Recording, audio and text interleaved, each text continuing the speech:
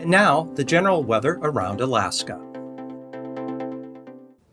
Welcome to this YouTube version of Alaska weather. I'm meteorologist Peter Chan coming to you from the National Weather Service on this Monday, January 8th, 2024. And we have a lot going on across the country this Monday afternoon. If you'd like additional weather information on top of what I provide in this YouTube broadcast, you can go to weather.gov. That is the National Weather Service's online presence. It'll bring you to a map of the continental U.S. with Hawaii, Alaska to the lower left and tabs for the territories on the bottom. Point and click anywhere on this map. It'll bring up a local forecast with any relevant watches, warnings, or advisories. We have in the Northeast departing winter system with winter weather advisories and warnings winding down, but then we have a new set of winter weather advisories, winter storm warnings here, Great Lakes, upper Midwest, and then back here into the Central High Plains, Southeast Colorado, Texas, Oklahoma, Panhandle, up in western Kansas. Blizzard warnings. I checked the observation at Dodge City, Kansas this afternoon. They're reporting heavy snow, thunder snow with blizzard conditions. And further south and east, there is a threat for nighttime tornadoes along the Gulf Coast. Already tornado watches southeast Texas into southern Louisiana, and those watches will expand eastward through the night. And there is a threat for strong tornadoes as a result of very favorable wind shear and that moisture coming in off the Gulf of Mexico. Here we have winter weather advisories and winter storm warnings and high wind warnings here for areas of the northern Rockies and Pacific Northwest, so very active weather across the lower 48. Here in Alaska, we still have the winds and blowing snow along the eastern Arctic coast, especially Point Thompson to Kaktovik, where there's still winter weather advisory into Tuesday morning. But more importantly, we have another series of West Coast storms starting this midweek, going into this coming weekend, and will likely continue at least into mid-month. Areas of the Panhandle, though, much of a different weather scenario. We have a big Canadian high pressure that's going to be building over the Yukon, Northwest Territories. That's going to allow skies to clear out and become breezy and colder across the Panhandle starting Tuesday, and you'll really feel it there Thursday, Friday, early Saturday.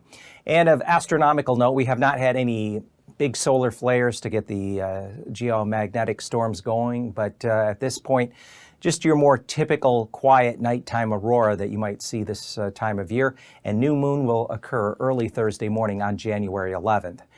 Checking a few of the FAA webcams from earlier this afternoon, dead horse, clear sky, still breezy there. East winds about 25 miles an hour, the temperature one above.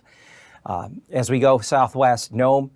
Next storm is coming Wednesday into Thursday, 30 degrees this afternoon. Temperatures did moderate with that recent low that has now passed up into eastern Russia. St. Mary's, same thing, that lower Yukon basin under a winter storm watch. The next storm arriving Wednesday, continuing through Thursday into early Friday. 28 degrees with a few flurries this afternoon. And then Juneau, we have clearing skies and colder temperatures on the way. There's still a few scattered light rain, snow showers lingering, but with that drier air coming in from the offshore flow off of Canada, you are going to see clearing skies and much colder temperatures here for the rest of this week.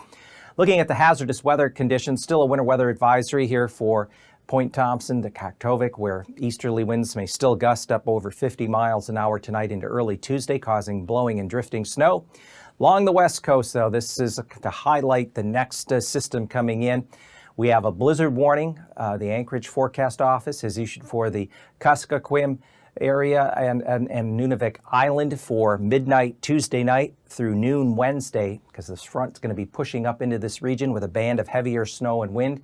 So you'll get blasted first, and then it'll overspread the lower Yukon basin on Wednesday into Thursday, and then up further here along the Seward, southern Seward and western Seward coastline, including St. Lawrence Island. So this area here, and extending inland later in the week, this area of the west coast and western interior will get blasted with additional snow, wind and blowing snow. So taking a look at the satellite imagery on this Monday afternoon, we have a weak low here out in the lower Gulf, North Pacific, another area of low pressure further southeastward, but the next main low is taking shape way out here off to the lower left of your screen. That low will be crossing the Aleutians on Tuesday. We still have gusty winds along areas of the eastern Arctic coast here around Kaktovik. And things should begin to quiet down in the interior, though there's still some patchy light snow with lower ceilings and visibility. Now, the weather map this Monday afternoon shows an area of low pressure southeast of Haida Gwaii. That one will be kind of moving more up toward the Pacific Northwest, British Columbia. And then this area of low pressure out over the Southwest Gulf, not really going to make much progress north, nor will it strengthen. There's the big low that came up out across the Aleutians late last week and now is located up Gulf of Anadyr, pulling up into eastern Russia. And here's hints of the next low and a warm front out ahead of it there, well south of the Aleutians. Now, late tonight into Tuesday morning, we still have lingering that low out here over the Gulf, with a trough of low pressure extending back down along it into a low pressure that's over toward the British Columbia coast and Vancouver Island. High pressure, the main high, still up in the Arctic Ocean, but lobes of it ridging, building southeastward. Eventually, this area will be where the main high, around 1050 millibars, sets up by Thursday into Friday. That's what's going to allow really the colder air to pour in across the panhandle here for the midweek. And then this low is going to take a track northeastward. And by the time we get into Tuesday afternoon, it's still approaching the central Aleutians. It's not as deep as the two lows we had before it, but it's still a respectable low. It has quite a bit of moisture. There's going to be some moisture feeds coming in with it and then after it that are going to keep precipitation going and keep the weather very unstable or unsettled across the west, southwest, down in through the Aleutians here. Really, this pattern continuing up through mid-month. So by the time we get into Wednesday, there's the low, around 979 millibars. But this front will have wind. It'll have a surge of precipitation. So as that spreads inland up through the southwest interior, lower Yukon Basin, we expect winter storm conditions there. An initial blast of blizzard conditions along the Kuskokwim, Nunavik Island areas late Tuesday night through Wednesday morning. And again, meanwhile, here's that high building. Wednesday afternoon, 1047. It'll get higher than that by the time we get into Thursday morning. And you'll have a strong northeasterly flow, offshore flow, gap winds, freezing spray in the channels here of the Panhandle and along the outer coast. So just be prepared for some much colder temperatures, single digits, teens for lows. It's definitely the coldest stretch of weather the Panhandle has seen so far this winter. So low temperatures Tuesday morning, getting into the upper teens, near 20s. You get up towards Skagway and say the Canadian checkpoint, but otherwise near freezing along the southern portion of the Panhandle. 6 below, Copper River Basin, teens, Anchorage Bowl. Temperatures, though, are going to cool down. Highs only in the lower mid-20s here across south central interior.